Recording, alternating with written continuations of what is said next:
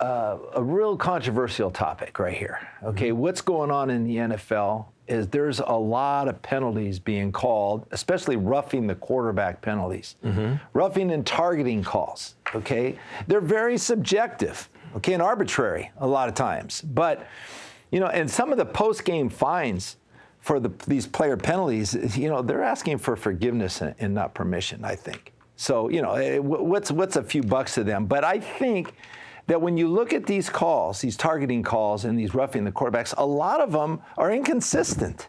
I don't like what they're calling these inconsistent calls. A lot of them be determining who wins and loses these games. Look at this play right here.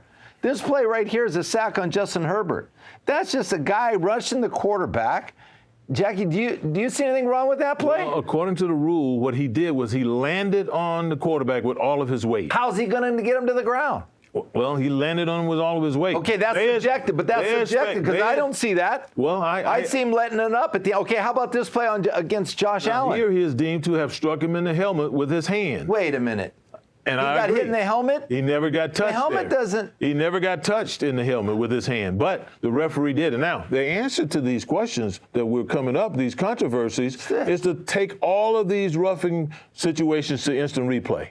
And then go back to Bernardino and those guys. It take too much time. You could talk to some of those guys, those analysts. Absolutely. That's what their jobs are. They contradict what the referee calls. Now, here's another play. Now, this quarterback is giving himself up. Watch Baker this. Mayfield. You'll see he's going foot first. He's giving himself up.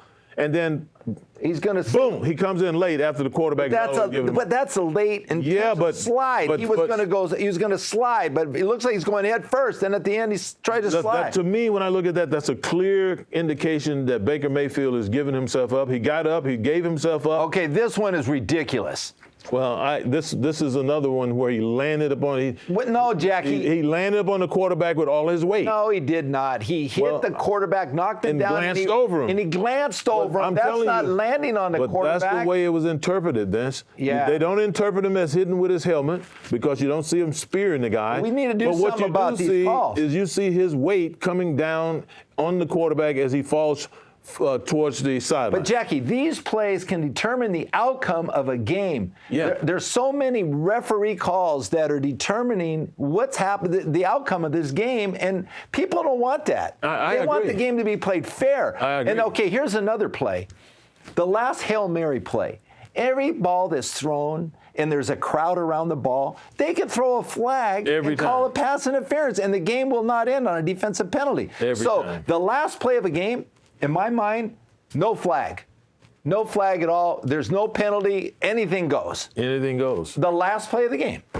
Because it's the way it's going to be. I mean, if the guy catches the ball in the end zone, it's a touchdown. Well, the problem with that is, suppose there's a guy that's clearly in a position where he can jump up and get the ball. Yeah. Clearly in a position to do that. And a defender comes and snatches him to the ground or snatches him off his Too bad. Too bad. That particular Too bad, man. That's Too clearly bad. interference. Well, clearly interference. You got one play in the whole game to do it. You know what? And they probably start doing that more often. Maybe they ought to do that more. Maybe the fans will enjoy it more. Yeah, maybe. But one of the things for sure is, the quarterback is the most valuable position on the team. You have fewer of those guys than you have any other position. I agree. And you can't afford to have, $15 million a year guys walking around on injury reserve. So Jackie, let me ask you a question. Let me finish. I think the answer to the problem that we're seeing here with all these calls that are, we were talking to Mark, our producer, and he's saying, hey, I'm out of $800 to go and get seats to a game. I'm out of another $200 to go and eat hot dogs there, and I'm gonna spend $1,000. They don't want to see the outcome determined by some call by a referee. Some referee making a call.